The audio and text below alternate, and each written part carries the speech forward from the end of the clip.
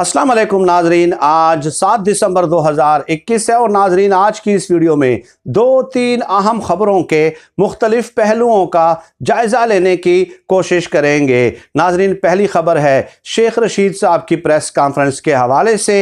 आपको नाजरीन यकीनन याद होगा कि तहरीक लब्बैक के साथ जब हुकूमत ने मुआहिदा किया था तो उस वक्त फैसल वाउडा साहब ने कई टीवी चैनल्स पे जाके ये दावा किया था कि तहरीक लब्बैक के साथ माजी में जो मुआहिदे हुए हैं, इमरान खान साहब उन मुआहिदों से ला इल्म थे। चुनाचे जब आप हकाइक को कुरेदने की कोशिश करते हैं तो ये हकाइक सामने आते हैं कि वो मुआहिदा करने में शेख रशीद साहब के भी दस्तखत मौजूद थे। चुनाचे जब आज शेख रशीद साहब ने प्रेस कॉन्फ्रेंस की तो उनसे सवाल किया गया कि फैसल वाउडा साहब की दोहरी शहरियत के हवाले से जो मामला है, आज इस्लामाबाद हाई कोर्ट से एक बार फिर इलेक्शन कमीशन के पास आ गया है। तो इस सवाल पे शेख रशीद साहब ने एक जोरदार कहका लगाया। गोया शेख रशीद साहब के कहके का मतलब ये था कि अब शायद फैसल वाउडा साहब का बचना नामुमकिन है और अब वो नाअहल होके रहेंगे। ये तो एक खबर हो गई। अब नाजरीन, वीडियो का जो मेन थंबनेल आप देख रहे हैं तो उसमें ये दावा लीगी हलकों की जानिब से किया जा रहा है कि जुमेरात वाले दिन इमरान खान साहब नाअहल होने जा रहे हैं। यानी कि ये थंबनेल मैंने इसलिए इस तरह लगाया है कि उन्होंने एक बार फिर ज़मीन और आसमान के कलाबे मिलाना शुरू कर दिए हैं और ये दावे करना शुरू कर दिए हैं कि इमरान खान साहब की जुमेरात वाले दिन छुट्टी हो जाएगी।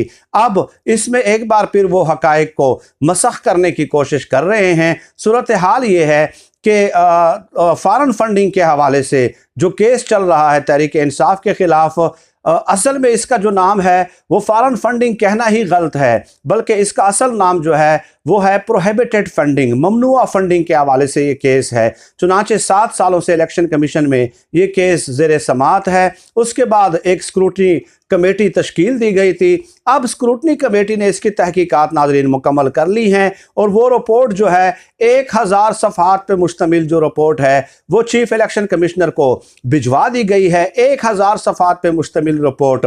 और ख़बरें ये आ रही हैं कि जुमेरात वाले दिन जो है चीफ इलेक्शन कमिश्नर इस हवाले से खुसूसी इजलास तलब कर रहे हैं और ऐन मुमकिन है कि इस रिपोर्ट को पब्लिक कर दिया जाए और साथ ही साथ रिपोर्ट में यह भी चीफ इलेक्शन कमिश्नर की तरफ से लिख दिया जाए कि इस रिपोर्ट के खिलाफ इंज़िबाती कार्रवाई की जाए। अब नाजरीन, खबर कुल इतनी थी तो नून लीग के मीडिया सेल ने यह खबर फैलाना शुरू कर दी कि जुमेरात वाले दिन इमरान खान साहब जो हैं वो नाअहल होने जा रहे हैं। हालांकि हकीकत यह है, असल खबर यह है कि जुमेरात वाले दिन अगर ये रिपोर्ट पब्लिक भी कर दी जाती है तो उसके बाद एक बार फिर इसकी समाअत होनी है ओपन कोर्ट में। ओपन कोर्ट से मतलब यह है कि फैक्ट्स और हकाइक जो है वो सामने आना शुरू हो जाएंगे और मीडिया को भी उस हवाले से अब रिपोर्टिंग करने की इजाज़त होगी। चुनाचे अब तो ओपन कोर्ट में रिपोर्ट पब्लिक करने के बाद अभी समाअत होनी है भाई, और उसके बाद फिर मीडिया में रिपोर्ट होना है तो दूध का दूध और पानी का पानी हो जाएगा।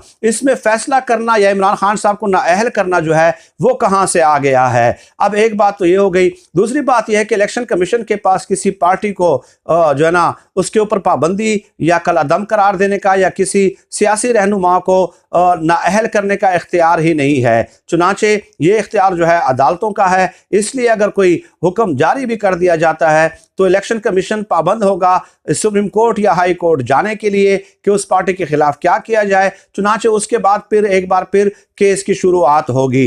ये चंद हकायक थे नाजरीन जो मैंने आपकी खिदमत में पेश करना यकीनन ज़रूरी समझे। और फॉरेन फंडिंग के हवाले से, बल्कि प्रोहिबिटेड फंडिंग के हवाले से, ममनुआ फंडिंग के हवाले से नाजरीन मैं ये भी बता दूं कि तहरीक इंसाफ ने 40,000 डोनर्स का जो है वो बाकायदा रिकॉर्ड पेश किया है। 40,000 डोनर्स का रिकॉर्ड पेश किया है। जबकि दूसरी तरफ नून लीग और पीपल्स पार्टी के हवाले से भी फॉरेन फंडिंग या प्रोहिबिटेड फंडिंग का केस चल रहा है और उसमें उन्होंने कई अकाउंट्स में बेज़ाब्त किया पाई गई हैं। खैर, आप देखते हैं कि जुमेरात वाले दिन अगर चीफ इलेक्शन कमिश्नर इजलास के बाद रिपोर्ट को जारी करते हैं और ओपन कोर्ट में समाअत करते हैं तो दूध का दूध और पानी का पानी हो जाएगा भाई। जो कसूरवार होगा वो भी सामने आ जाएगा, जो कसूरवार नहीं होगा वो भी सामने आ जाएगा। चुनांचे ये दावा करना कि जुमेरात वाले दिन नाअहल होने जा रहे हैं इमरान खान साहब, मेरे ख्याल में कबल अज़ वक्त है और ज़ाती ख्वाहिशात पे मबनी है और कानून को न समझने की एक वाज़े दलील है ये, क्योंकि ये इनकी ख्वाहिश है। कभी एक तरफ से हुकूमत को गिराते हैं, कभी दूसरी तरफ से हुकूमत को गिराने की कोशिश की जाती है। ये दो मौज़ूआत नाज़रीन हो गए। तीसरा मौजू ये है कि सियालकोट वाक़े के हवाले से चूँकि मेरी मसरूफियात बहुत ज़्यादा थी, मैं आपको अपडेट नहीं कर सका।